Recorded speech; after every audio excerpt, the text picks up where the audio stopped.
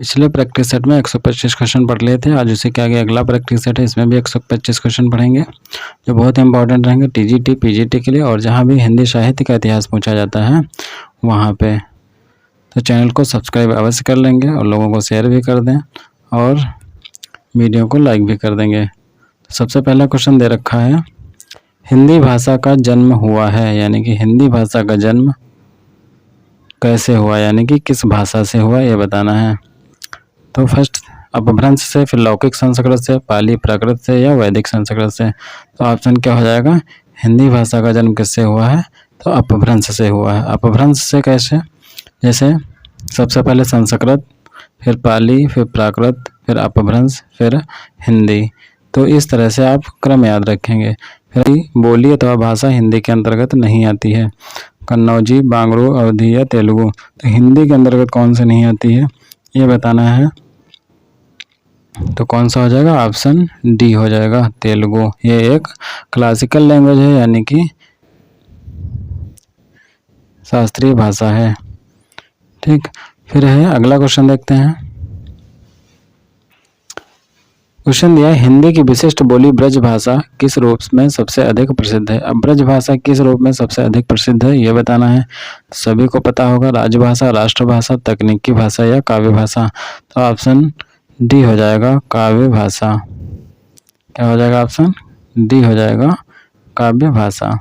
फिर देवनागरी लिपि की उत्पत्ति किससे हुई है बताना है। देवनागरी लिपि की उत्पत्ति किससे हुई है, खरोष्ठी, ब्राह्मी, पैसाची या कैथी। तो कौन सा ऑप्शन हो जाएगा, ऑप्शन बी हो जाएगा, ब्राह्मी।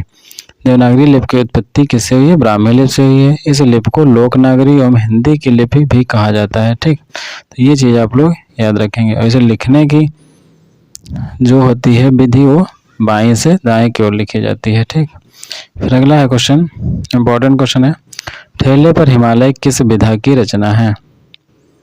तो ठेले पर हिमालय किस विधा की रचना है ये बताना है। रचना है किसकी ये भी बताना है। उपन्यास, कहानी, यात्रावृत्त या निबंध। तो ठेले पर हिमालय क्या हो जाएगा, निबंध। और किसका है, तो ये भी आप लोग याद रखेंगे, धर्मवीर भारती का। किसका है, धर्मवीर भारती। तो ठीक, फिर अगला, वंदे वाणी विनायको किस संकलन के रचयिता कौन है, यानी कि निबंध है, इसके रचयिता कौन है, वंदे वाणी विनायको। कौन सा, ऑप्शन बी हो जाएगा, रामवृक्ष फैनीपुरी। फिर अगला क्वेश्चन देखते हैं, कालक्रम की दृष्टि से प्रेमचंद के उपन्यासों का सही अनुक्रम बताना है। तो सही अनुक्रम बताना है, सेवा सदन, रंगभूमि, कर्मभूमि, गोदान। तो ये सही अनुक्रम क्या हो जाएगा, ऑप्शन ए हो जाएगा, सेवा सदन, फिर रंगभूमि, फिर कर्मभूमि, फिर गोदान। फिर है अगला क्वेश्चन, साहित्यिक अपभ्रंश को पुरानी हिंदी किसने कहा है। तो ये सभी को पता होगा, साहित्यिक अपभ्रंश को पुरानी हिंदी किसने कहा है, तो रामचंद्र शुक्ल ने कहा है। ठीक, फिर ब्रज भाषा किस अपभ्रंश से विकसित हुई। तो ब्रज भाषा किस अपभ्रंश से विकसित हुई, सौरसेनी, अर्कमागधी, मागधी या पैसाची। तो सौरसेनी से विकसित हुई। फिर डिंगल भाषा का संबंध किस साहित्य से है। तो डिंगल भाषा का संबंध किस साहित्य से है ये सभी को पता होगा, राजस्थानी साहित्य से है। ये आदिकालीन कवियों की भाषा थी डिंगल भाषा।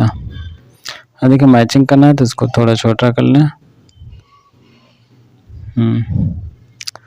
देखिए क्वेश्चन दिया है, निम्नलिखित उक्तियों को उनके ग्रंथकारों के साथ सम्मिलित करना है। अब ग्रंथकारों के साथ सम्मिलित करना है। सौंदर्यम अलंकार, वाक्यम रक्षात्म काव्यम, वार्गवर्थ्यो संप्रक्तो वार्ग प्रतिपत्ति और रमणीयार्थम प्रतिपादका शब्द काव्यम। तो इसको मिलान करना है। तो ए वाला किस में हो जाएगा, ये वाला सेकंड में हो जाएगा, वामन। वाक्यम रक्षात्म काव्यम, ये बी वाला किस में हो जाएगा, फर्स्ट में विश्वनाथ का हो जाएगा। फिर सी वाला फोर्थ में मिला देंगे, फोर्थ वाला थर्ड में मिला देंगे। तो ऑप्शन ए से ही हो जाएगा।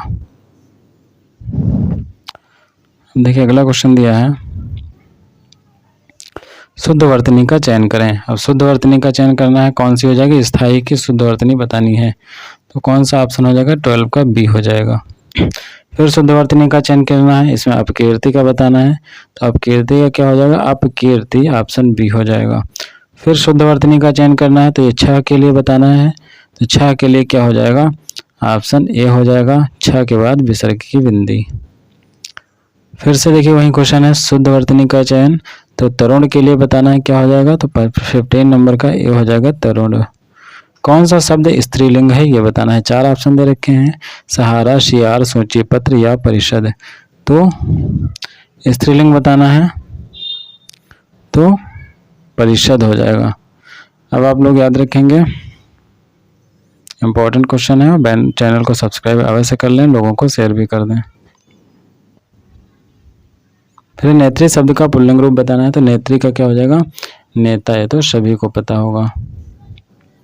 फिर कारक के कितने भेद हैं, तो कारक के कितने भेद होते हैं सभी को पता होना चाहिए। कर्म कारक, कर्ता कारक, अपादान कारक, इस तरह के जो कारक होते हैं इनके भेद बताने हैं। तो कौन सा ऑप्शन हो जाएगा, 18 का बी 8 हो जाएगा। कर्ता, कर्म, करण, संप्रदान, अपादान, संबंध, अधिकरण और संबोधन। ठीक, के लिए किस कारक का चिन्ह है, तो के लिए किस कारक का चिन्ह होता है, जैसे कर्ता का ने होता है, कर्म को करण से, के लिए संप्रदान को लिए, तो क्या हो जाएगा, ऑप्शन बी हो जाएगा, 19 का संप्रदान का होता है। ठीक, वृक्ष से पत्ते गिरते हैं, इस वाक्य में से किस कारक का चिन्ह है। अब देखिए वृक्ष से पत्ते गिरते हैं, तो कोई भी जब चीज क्या होती है, अलग होती है किसी चीज से, तो वहां पे अलग होने के अर्थ में किस कारक का प्रयोग करते हैं, अपादान कारक का। तो ऑप्शन सी हो जाएगा। फिर वाच्य कितने प्रकार के होते हैं, तो वाच्य 3 प्रकार के होते हैं, कृतवाच्य, कर्मवाच्य और भाववाच्य। फिर बताना अवयव के भेद होते हैं, तो अवयव के कितने भेद होते हैं, 5, 3, 4 या 2। तो अवयव के भेद कितने होते हैं, 2, ऑप्शन बी यानी कि 4 होते हैं। कौन कौन से क्रिया विशेषण, संबंध बोधक, समुच्चय बोधक और विस्मयादि बोधक। अवयव होते क्या है, जिनका जो है कर्ता कर्म या भाव से उनका रूपांतरण नहीं होता है। ठीक, निम्न वाक्य किस अवयव से पूरा होगा ये बताना है। तो आज धन, फिर है डैश, कोई नहीं पूछता। आज धन के बिना कोई नहीं पूछता, या साथ, या तक, या कहाँ। तो आज धन के बिना कोई नहीं पूछता, ऑप्शन ए हो जाएगा। फिर अत्याचार का सही संधि विच्छेद बताना है, तो अत्याचार का सही संधि विच्छेद क्या होगा, अति प्लस आचार। तो ऑप्शन डी हो जाएगा, अति प्लस आचार। दिगंबर का सही संधि विच्छेद बताना है, तो दिक् प्लस अंबर, इसमें व्यंजन संधि है, तो ऑप्शन बी हो जाएगा। ऊपर वाले में कौन सी संधि थी, यड़ संधि थी, ये भी आप लोग याद रखेंगे। इसमें उड्डयन का सही संधि विच्छेद बताना, तो उड्डयन, उत प्लस डयन, उड्डयनम है ना, तो आज 26 नंबर का कौन सा हो जाएगा, ए हो जाएगा, उत प्लस डयनम। निर्विकार में प्रयुक्त संधि का नाम बताना है। निर्विकार, तो स्वर्ग संधि, विसर्ग या व्यंजन। तो निर्विकार मतलब निह विकार, तो निह मतलब विसर्ग इसमें आएंगे, तो विसर्ग संधि हो जाएगी, ऑप्शन सी। सत्याग्रह में प्रयुक्त संधि, तो सत्य प्लस आग्रह, आ प्लस आ मिलके दीर्घ आ बनाएगा, और दीर्घ आ यानी कि दीर्घ संधि, तो ऑप्शन ए हो जाएगा, सत्याग्रह। विज्ञान शब्द में प्रयुक्त उपसर्ग, उपसर्ग क्या होता है सभी को पता होगा, जो शब्द के आगे लग के जो है बनता है, तो उसको क्या उपसर्ग कहेंगे। तो विज्ञान, ज्ञान में वी लगा तो विज्ञान बन गया, तो ऑप्शन सी हो जाएगा। फिर चिरायु शब्द में प्रयुक्त उपसर्ग बताना, चिर प्लस आयु, इसको अलग करेंगे तो चिर प्लस आयु उपसर्ग यानी कि चिर हो जाएगा। धुंधला शब्द में प्रयुक्त प्रत्यय, प्रत्यय जो पीछे लगता है, तो धुंध में ला जुड़ा तो धुंधला हो गया, तो 31 नंबर का कौन सा हो जाएगा, सी यानी कि ला हो जाएगा। ठीक, फिर अगला क्वेश्चन है, दोष हर्ता में प्रत्यय का चयन कीजिए, प्रत्यय का चयन कीजिए। दोष हर्ता में कौन सा प्रत्यय है, दोष हर्ता, तो कौन सा हो जाएगा, ऑप्शन 32 का हो जाएगा, आसान है 32 का, यानी कि दोष हर्ता तो हर्ता हो जाएगा। ठीक, ऑप्शन ए। फिर अगला क्वेश्चन है, अलंकेश पर्यायवाची शब्द, अलंकेश पर्यायवाची शब्द है, अलंकेश किसका पर्यायवाची शब्द है ये बताना, बादल का, कुबेर का, कल्प वृक्ष का या चपला का। तो 33 नंबर का कौन सा हो जाएगा, ऑप्शन सी हो जाएगा, कुबेर का। फिर कौन सा शब्द बादल का पर्यायवाची नहीं है, जलद, नीरद, मेघ या वारिधि। तो बादल का कौन सा नहीं है, 34 नंबर का कौन सा हो जाएगा, ऑप्शन सी हो जाएगा, यानी कि कौन सा, वारिधि, वारिधि किसका है? समुद्र का। असुर का पर्यायवाची शब्द नहीं है, तो असुर का धनुज, दानव, दैत्य या यक्ष। तो धनुज, दानव, दैत्य ये सब असुर के पर्यायवाची हैं और यक्ष नहीं है। फिर है अगला क्वेश्चन, देखिए अगला क्वेश्चन बताना, आम का पर्यायवाची शब्द नहीं है। आम का पर्यायवाची शब्द सभी को आता होगा, अमृत फल, आम्र, रसाल या पिक। तो 36 नंबर का कौन सा हो जाएगा? ऑप्शन डी, पिक जो है आम का नहीं है। वह स्त्री जिसका पति परदेश से आने वाला हो, तो परदेश से आने वाला हो उसे हम क्या कहेंगे? ऑप्शन बता दीजिए, आगत पतिका या प्रोषित पतिका या प्रतवश्य पतिका या आगमिष्यत पतिका। तो जिसका पति प्रदेश से आने वाला है उसे हम क्या कहेंगे? आगमिष्यत पतिका। जो पूजा के योग्य हो, पूजनीय, पूज्य, पूजनीय या पूजनीय। तो ऑप्शन ए हो जाएगा पूजनीय। फिर अगला क्वेश्चन देखते हैं। अगला क्वेश्चन है, जिसका कोई शत्रु पैदा नहीं हुआ हो। जिसका कोई शत्रु पैदा नहीं हुआ हो उसे क्या कहेंगे? अजात शत्रु। ये तो इजी है, सभी को पता होगा। अजात, ये अज्ञात लिखा, ये नहीं होगा, ऑप्शन बी हो जाएगा अजात शत्रु। जल समुद्र में लगने वाली आग, यानी कि जल में लगे या समुद्र में लगे, क्योंकि समुद्र में जल ही तो होता है, उसको हम क्या कहेंगे? दावानल, जठराग्नि, जलप्रपात या बड़वाग्नि। तो 40 नंबर का ऑप्शन कौन सा हो जाएगा? डी हो जाएगा, बड़वाग्नि। दावानल होता है जंगल में लगने वाली आग और जठराग्नि होता है पेट में लगने वाली आग। फिर पार्थिव का अर्थ, पार्थिव का अर्थ बताना है। जिसका संबंध मनुष्यों से हो, जिसका संबंध पृथ्वी से हो, या जिसका संबंध ईश्वर से हो, या संबंध प्रथा से हो। तो पार्थिव मतलब होता है जिसका संबंध पृथ्वी से हो। फिर यायावर का अर्थ बताना है। तो यायावर का अर्थ होगा जिसके जीवन का कोई निश्चित उद्देश्य ना हो, या किसी भी वस्तु को अकस्मात प्रस्तुत करने वाला, एक स्थान पर टिक कर ना रहने वाला, या इधर उधर निरुद्देश्य घूमने वाला। तो यायावर का हो जाएगा एक स्थान पर टिक कर ना रहने वाला। फिर अगला क्वेश्चन है, पृष्ठव्य का अर्थ बताना है। पृष्ठव्य का अर्थ, तो पृष्ठव्य का अर्थ होगा ये बताना है।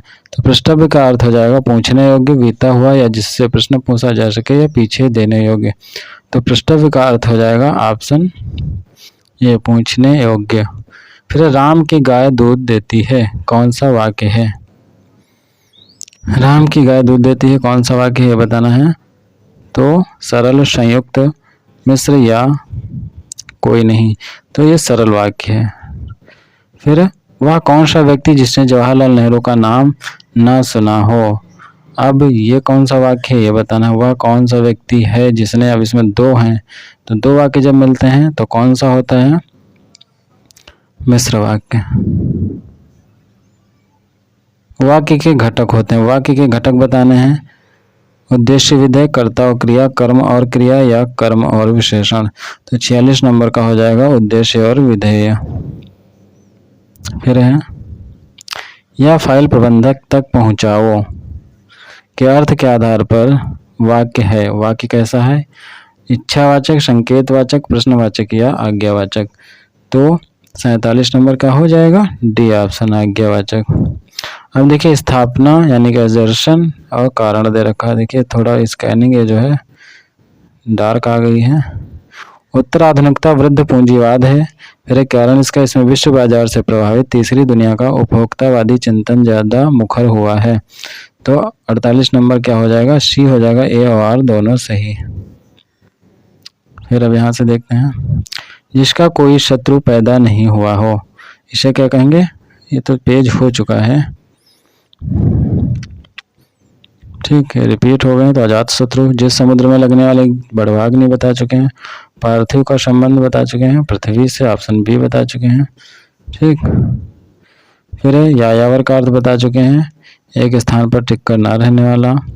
फिर पृष्ठव्य का अर्थ बता चुके हैं, जिस पूछने योग्य। फिर राम की गाय दूध देती है, सरल वाक्य भी हो चुका है। फिर वह कौन सा व्यक्ति जिसे जवाहरलाल नेहरू का नाम ना पता हो, ये भी बता चुके हैं। मिश्र वाक्य घटक होते हैं, उद्देश्य और विधेय, ये भी बता चुके हैं, ठीक। फिर है या फाइल प्रबंधक तक पहुंचाओ का अर्थ, तो ये बता चुके हैं आज्ञावाचक, ठीक। अब एजर्सन वाला भी बता चुके हैं, फिर से देख लीजिए, इसमें धुंधला दिख रहा था। तो ऑप्शन ए और आर दोनों सही हैं। अब यहाँ से देखते हैं, फिर दूसरा है एजर्सन वाला, अधिकतर मनोवेताओं के मतानुसार बुद्धिवादी पाठक का रचना के साथ पूर्ण तादात्म्य अथवा साधारणीकरण सहज संभव नहीं है। फिर तर्क है, आस्वादन के समय पाठक वेदांतर शून्य हो जाता है तथा मानसिक अंतराल के कारण उसका साधारणीकरण हो जाता है। तो 49 नंबर का क्या हो जाएगा? ये हो जाएगा ए गलत है, आर सही। फिर देखिए कारण वाला आ गया है। वक्रोक्ति स्वतंत्र संप्रदाय न होकर आचार्य कुंतक का एक मतवाद है। या कारक तर्क क्या दिया? संप्रदाय में एकाधिक विचारकों की सहभागिता अनिवार्य होती है, इससे अधिकतर आचार्यों ने अलंकार माना है, संप्रदाय नहीं। तो कौन सा ऑप्शन हो जाएगा? ऑप्शन ए हो जाएगा, ए सही है और सही है, यानी कि दोनों ही सही हैं। फिर स्थापना यानी कि रमणीयार्थ प्रतिपादक प्रत्येक शब्द काव्य नहीं होता। तर्क है, जब सर्वोत्तम शब्द अपने सर्वोत्तम क्रम में किसी वाक्य में सुगठित हो जाता है तब वाक्य का स्तर प्राप्त करता है। तो 51 का हो जाएगा बी, ए तथा आर दोनों सही हैं। फिर है प्रतीकवाद एक प्रकार का काव्यात्मक रहस्यवाद है। प्रतीकवाद जो है एक काव्यात्मक रहस्यवाद तर्क दे रहा है, इसमें केवल रहस्यपूर्ण और वक्रतापूर्ण सृजन किया जाता है। तो इसमें कौन सा ऑप्शन हो जाएगा? ए सही, आर गलत। अब देखिए क्वेश्चन आ गए हैं, पाप पुण्य में कौन सा समास है? तो ये सभी को पता होगा, जब अपोजिट वर्ड या विलोम शब्द होते हैं तो द्वंद्व समास। पंचवटी में कौन सा समास है? 5 वटों का समूह। तो 5 यानी कि इसमें संख्या तो आ रही है, लेकिन साथ ही साथ में आपको यहाँ पे एक चीज ध्यान रखनी है, कुछ शब्द होते हैं यानी कि 5 वटों का समूह तो द्विगु हो जाएगा, लेकिन कुछ होते जैसे एक शब्द होता है पंचनद, ठीक, तो उसमें द्विगु नहीं होगा। इस तरह से कुछ शब्द होते हैं जो अपवाद भी होते हैं। मृगनयनी में कौन सा समास है? तो ये बताना है, मृगनयनी में बताना है। मृग जैसी जिसकी आंखें होंगी उसे हम क्या कहेंगे? कर्मधारय समास। जब तुलना करेंगे तो कर्मधारय। फिर ध्वनिमयी करके गिर कंदरा कलित कानन केल नुकुंजन को। प्रस्तुत पंक्ति में अलंकार बताना है। छेका अनुप्रास, वृत्यानुप्रास, लाटा अनुप्रास या अमक। तो कौन सा हो जाएगा 56 नंबर में? देखिए, जब अनेक व्यंजनों की अनेक बार स्वरूपता व क्रमता आवृत्ति होती है तो वहां पे कौन सा होता है? वृत्यानुप्रास होती है। अब देखिए, कलित कानन केल, ये सेम वर्ड आ रहे हैं, तो इसमें का और ला की आवृत्ति हो रही है क्रमशः, तो इसमें कौन सा ऑप्शन हो जाएगा? ऑप्शन बी, वृत्यानुप्रास। फिर है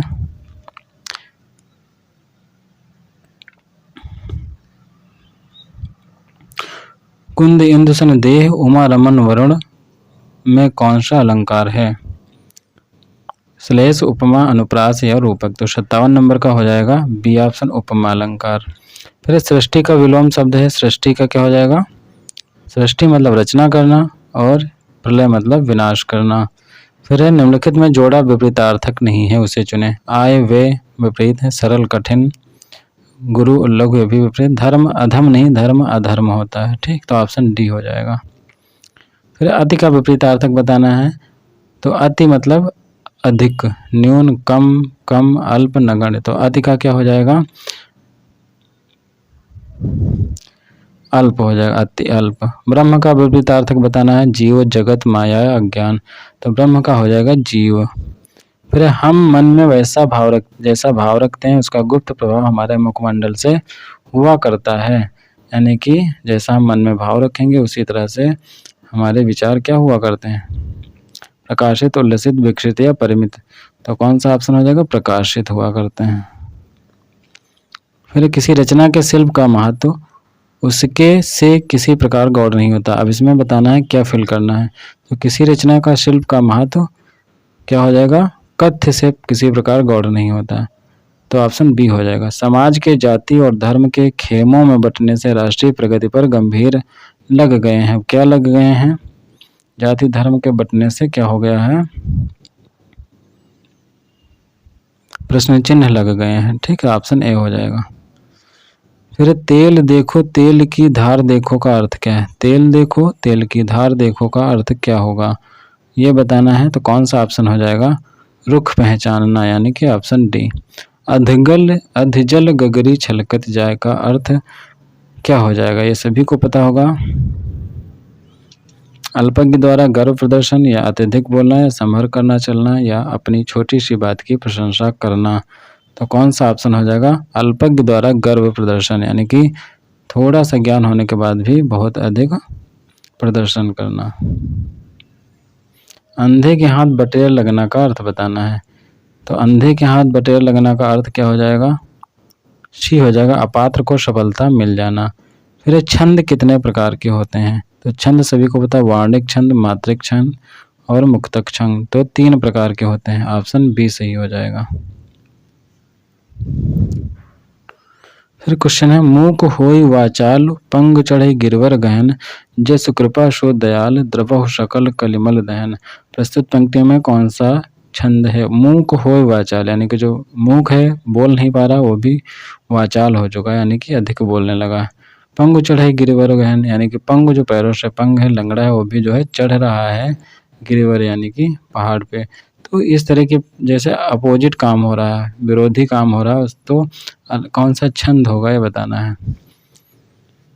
इसमें छंद बताना है, दोहा, सोरठा, चौपाई। तो इसमें सिर्फ मात्राएं गिननी है, अलंकार होता है तो इसमें बदल जाता। तो 69 नंबर का कौन सा हो जाएगा, सी यानी कि सोरठा। सोरठा में क्या होता है, पहले 11 पेयति फिर 13, तो 11 13 पेयति होती है। दोहे और रोले को क्रम से मिलाने पर कौन सा छंद बनता है, दोहा और रोला क्रम से, जैसे दोहा हुआ उसके बाद रोला होगा, तो कौन सा बनता है, कुंडलिया बनता है। और कुंडलिया का एक विषम मात्रिक छंद है। फिर साँच बराबर तप नहीं झूठ बराबर पाप, इस पंक्ति के रचयिता सभी को पता होगा, ये हैं कबीरदास। फिर अष्टचाप के सर्वश्रेष्ठ भक्ति कवि के रूप में किसका नाम लिया जाता है, तो सर्वश्रेष्ठ के रूप में जब भी नाम लिया जाएगा तो सूरदास जी का। इन्हें अष्टचाप का जहाज भी कहा जाता है, तो ये भी याद रखेंगे।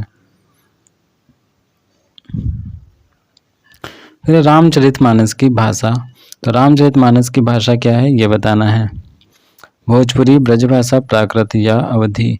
तो रामचरितमानस की भाषा कौन सी है, अवधी भाषा, और तुलसीदास जी द्वारा रचित है, तो ये भी याद रखेंगे। ज्ञानपीठ पुरस्कार दिया जाता है, तो ज्ञानपीठ पुरस्कार क्यों दिया जाता है, ये 4 ऑप्शन रखे हैं, कौन सा हो जाएगा, भारतीय भाषा में साहित्यकारों के रचनात्मक लेखन हो। भारतीय भाषाएं जितनी हैं, संविधान में 22 भाषाएं और 2 भाषाएं जोड़ लीजिए, राजस्थानी और अंग्रेजी, तो इसमें भी मिलता है। फिर ज्ञानपीठ पुरस्कार पाने वाले हिंदी के प्रथम साहित्यकार कौन है, वो भी हिंदी के बताने हैं जिनको ज्ञानपीठ पुरस्कार मिला है। तो कौन हो जाएगा, सुमित्रा नंदन पंत। इनको कब मिला था, 1968 में मिला था। किस कृति के लिए, अपनी कृति चिदम्बरा के लिए 1968 में मिला था। फिर मैथिल कोकिल किसे कहा जाता है, तो ये सभी को पता होगा, आसान सा क्वेश्चन है, विद्यापति को। और किस लिए कहा जाता है, ये भी अगर आपको पता होगा, तो मैथिली साहित्य में रचना करने के लिए, ठीक, पदावली जो इनकी रचना है उसको मैथिल में जो है रचना किया था। प्रकृति के सुकुमार कवि है, तो इजी क्वेश्चन है, किसे कहा जाता है, तो यानी कि सुमित्रा नंदन पंत को।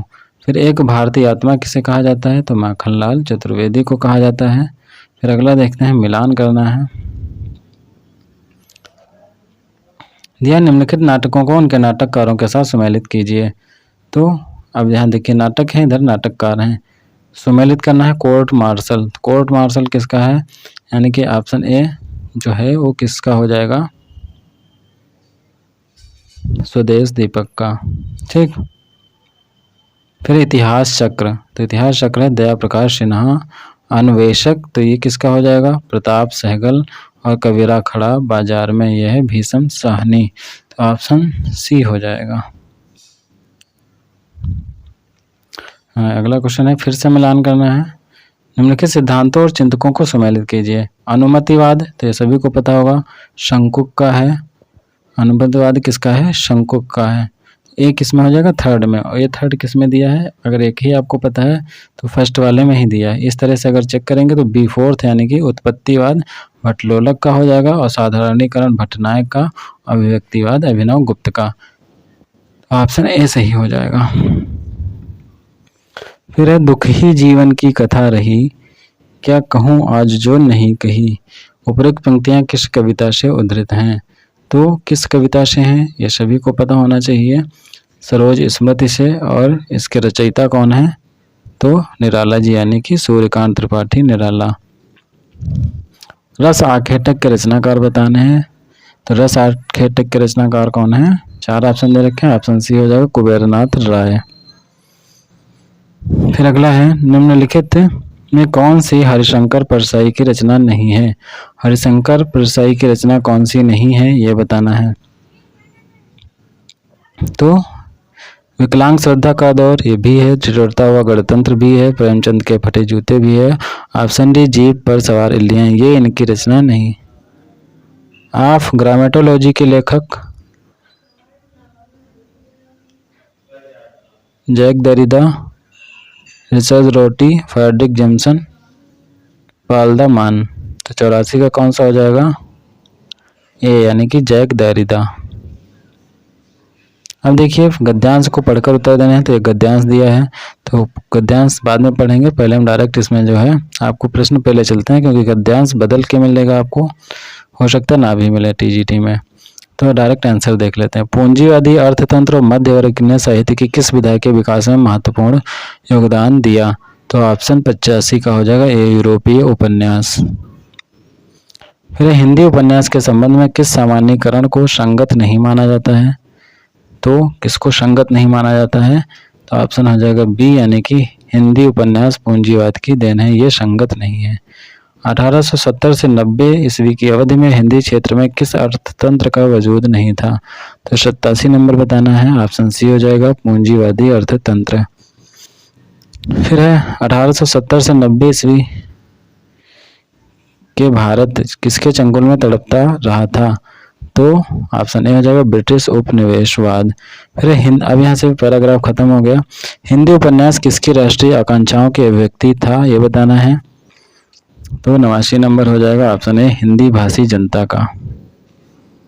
फिर कामरेड का कोट किसकी रचना है? क्या है क्वेश्चन? कामरेड का कोट किसकी रचना है, यानी कि 90 नंबर का आंसर बताना है। तो ऑप्शन सी हो जाएगा संजय।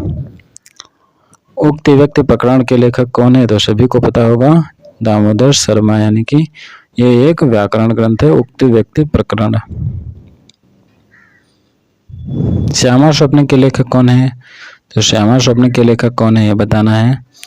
तो ऑप्शन सी बी हो जाएगा ठाकुर जगमोहन सिंह।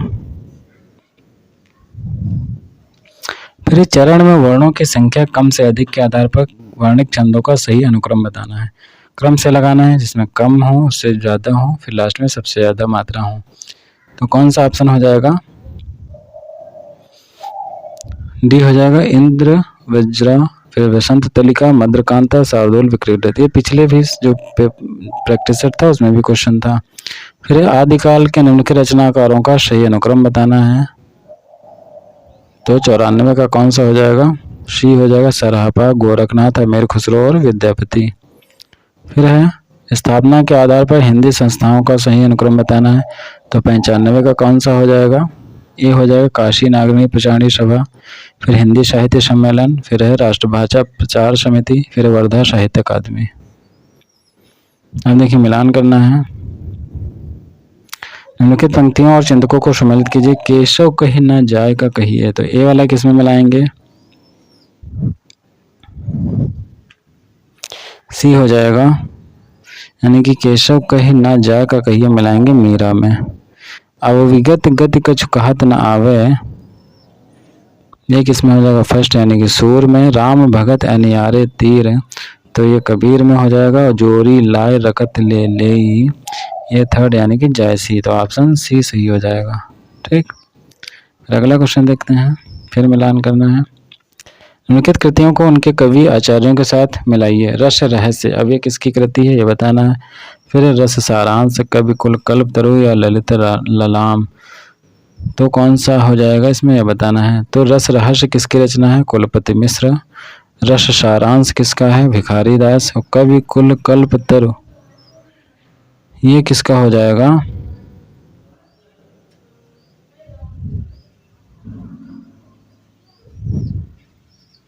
सी हो जाएगा चिंतामणि। और ललित ललाम ये किसका हो जाएगा? मतीराम। तो ऑप्शन इसका बी सही हो जाएगा। ठीक, अगला, इनमें से कौन सी नागरिक पचाणी सभा के संस्थापकों में नहीं थे? संस्थापक थे नागरिक पचाणी सभा के 3 लोग, इसमें कौन से नहीं थे ये बताने हैं। तो कौन नहीं थे? राम नारायण मिश्र, श्याम सुंदर दास, रामचंद्र शुक्ल या ठाकर शिव कुमार सिंह। तो राम, श्याम और शिव थे, इस तरह से याद रखेंगे। रामचंद्र शुक्ल नहीं थे। ठीक, निम्नलिखित में कौन सी रचना चिंतामणि की है? तो चिंतामणि की रचना कौन सी है ये बतानी है। तो अभी हमने बताया चिंतामणि की रचना कौन सी है, कविकुल कल्पतरु। इनमें से कौन सा कवि द्विवेदी युग का है ये बताना है।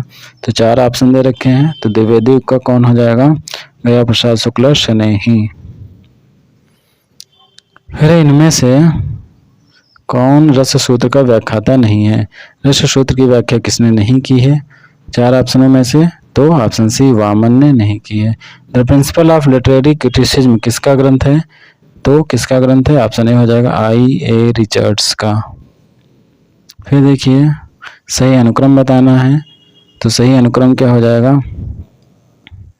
प्रिप्रवाह, साकेत, कामायनी और कुरुक्षेत्र। तो ऑप्शन ए ही हो जाएगा।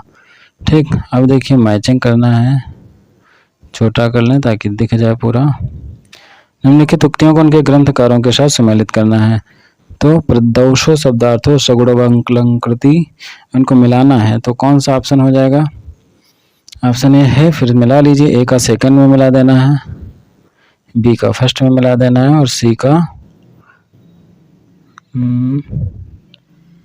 डी का फोर्थ में मिला लीजिए, सी का थर्ड में मिला लीजिए। ठीक, ऑप्शन यहाँ रिपीट हो गया, थर्ड कर लेंगे, सी वाला थर्ड हो जाएगा। फिर अगला है, फिर मिलान करना है। निम्नलिखित कृतियों को उनके कलाकारों के साथ सम्मिलित कीजिए। तो कौन सा ऑप्शन? The Communist Manifesto. तो कम्युनिस्ट मैनिफेस्टो ये जो है किसका है? तो थर्ड है Karl Marx. Use and poetry and use of criticism, तो यह T.S. एलियट। फिर इल्यूजन एंड रियलिटी ये है कार्डवेल, और द पोएटिक इमेज ये किसका है? तो ये हो जाएगा C.D. लेविस। तो ऑप्शन सी हो जाएगा। अगला क्वेश्चन देखते हैं। फिर से गद्यांश है, तो गद्यांश वाले पुस्तक छोड़ देंगे आप लोग, तो हम डायरेक्ट क्वेश्चन यहाँ से लेंगे 110 से, बाकी गद्यांश वाले नहीं पढ़ेंगे। ठीक, 110 पे देखते हैं क्या लिखा है। किस आलोचक ने देवरानी जेठानी की कहानी को हिंदी का प्रथम उपन्यास माना है? देवरानी जेठानी कहानी को किसने हिंदी का प्रथम उपन्यास माना है ये बताना है। तो 110 का आंसर क्या हो जाएगा? डी हो जाएगा, गोपाल राय ने माना है। फिर समालोचना 10 के शीर्षक से ऐसे ऑन क्रिटिसिज्म का अनुवाद किसने किया? तो किसने अनुवाद किया था? 111 नंबर बताना है। तो जगन्नाथ दास रत्नाकर ने। शिखर से सागर तक किसकी रचना है? शिखर से सागर तक किसकी रचना है? तो 4 ऑप्शन दे रखे हैं। 112 नंबर कौन सा हो जाएगा? सी हो जाएगा, अज्ञेय, यानी कि हीरानंद सच्चिदानंद वात्स्यायन अज्ञेय। फिर 113 नंबर है, रचना काल के अनुसार सही अनुक्रम बताना है क्या? नाटक।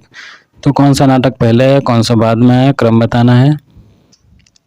तो बता, भारत दुर्दशा हो जाएगा, अंधा युग, प्रयासित, तो कोर्ट मार्शल, यानी कि ऑप्शन डी हो जाएगा। फिर निम्नलिखित आलोचकों का कालानुक्रम सही अनुक्रम बताइए। फिर से अनुक्रम बताना है, तो ये आलोचक है, इनका क्रम बताना है। तो कौन सा ऑप्शन हो जाएगा? Option B, doctor Devraj, Lakshmikant Verma, Vijay Dev Narayan Shahi और रामस्वरूप चतुर्वेदी। देखिए इंपॉर्टेंट क्वेश्चन है, चैनल को सब्सक्राइब अवश्य कर लेंगे, लोगों को भी शेयर कर दें। निम्नलिखित उपन्यासों का रचना काल के अनुसार सही अनुक्रम बताना, उपन्यासों का अनुक्रम बताना है। तो कौन सा पहले कौन सा बाद में हो जाएगा? चंद्रकांता आया, फिर तितली, फिर नदी के द्वीप, फिर कसम। सबंगी किसकी रचना है? सबंगी किसकी रचना है? 116 नंबर क्या हो जाएगा? रज्जब की रचना है। प्रगतिशील लेखक संघ की स्थापना भारत वर्ष में कब हुई थी? कब हुई थी? 117 नंबर बताना है। सी हो जाएगा 1936 में। भारत विभाजन और सांप्रदायिकता की घटनाओं से संबंधित कहानी कौन सी है? तो कौन सी कहानी है? सुबह खान या मधुआ या लाल पान की बेगम या मलबे का मालिक। तो कौन सा ऑप्शन हो जाएगा? 118 का डी हो जाएगा, मलबे का मालिक। फिर वापसी कहानी में किस पात्र की वापसी का जिक्र है? तो किस पात्र की वापसी का जिक्र है ये बताना है। तो गणेशी, नरेंद्र, अमर या राजाधर बाबू। तो राजाधर बाबू ऑप्शन डी हो जाएगा। फिर है कालखंड की दृष्टि से कहानियों का सही अनुक्रम बताना। अब फिर से कहानियाँ, इनका अनुक्रम बताना है। तो ऑप्शन बी हो जाएगा ग्राम, कफन, डिप्टी कलेक्ट्री, पाल गोमरा का स्कूटर। फिर एक क्रम बताना है। अब ये क्या है, नाटकों का क्रम बताना है। क्रम वाला क्वेश्चन यूजीसी नेट में बहुत पूछे जाते हैं, तो ये भी बहुत इंपॉर्टेंट है। क्रम अगर आपको याद है तो सारे क्वेश्चन आप यूजीसी नेट में कर सकते हैं। 121 नंबर बताना है, तो इसका ऑप्शन डी हो जाएगा भारत दुर्दशा, राजश्री, कोणार्क, खजुराहो का शिल्पी।